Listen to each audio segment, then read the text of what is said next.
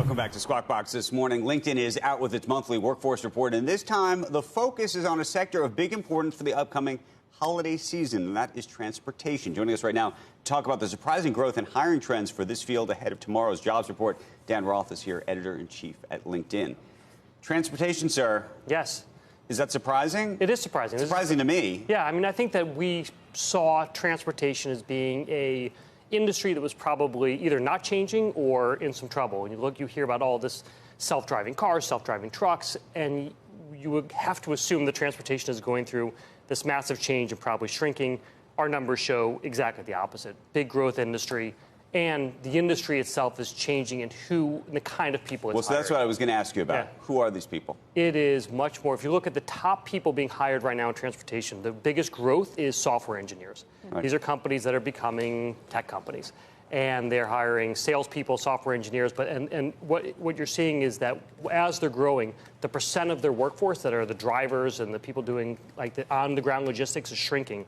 And the number of people who are doing all the stuff in the back that are predicting weather cycles and where you want to ship stuff and how you can make incredible sales packages, that's growing. What about regionally? How does this set itself up? And we talked about this last month, which is this question of, is all of the hiring growth happening in hot cities like Austin and Seattle and San Francisco? It's happening on the coast, so these kind of big talent hubs. It's a rise of the rest story. Exactly, it's the rise of the rest story again. And this transportation is very much a rise of the rest story. The places that are doing the hiring are Chicago, Dallas, Houston. Now, these aren't cities you've never heard of before that don't do hiring. These are massive cities that have great economies, but this is where the transportation jobs are. Georgia is on that list, too. Yeah, Atlanta. Is that because of Absolutely. UPS being there? That's exactly right. So UPS is hiring 50,000 workers on Friday. You know about this? It's Brown Friday. They are saying they want to hire 50,000 people at once on Friday to do seasonal jobs. They're trying to hire 100,000 people in general over this for seasonal jobs over the next couple months. So there is big hiring. Those seasonal jobs sometimes turn into full-time jobs. So there's any insight on wages? Not yet.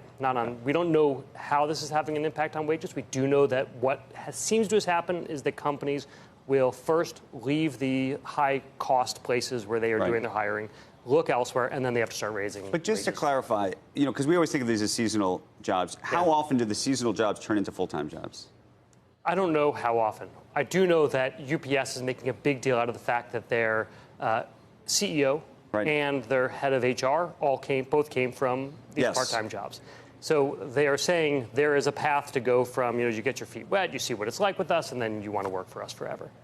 It's a big bit. Did you see this article in the Times, I guess, over the weekend? Yeah. There's 1.5 million packages that are delivered, I think, on the island of Manhattan or New York City That's now. right. Yeah. Every day, just to residences. I believe and it. What How it's many of those no, but what it's deliveries doing have to drive by every what it's day doing to during traffic. This idea that basically people are creating like warehouses in the street. Yeah. Right.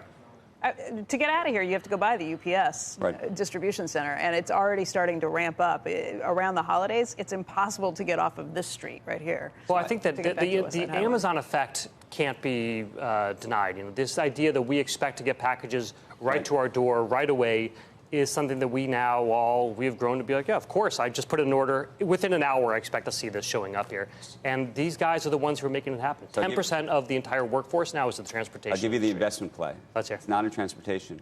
It's actually back in real estate. I think all of this retail space that's going unused now, it's going to become repurposed for last mile delivery.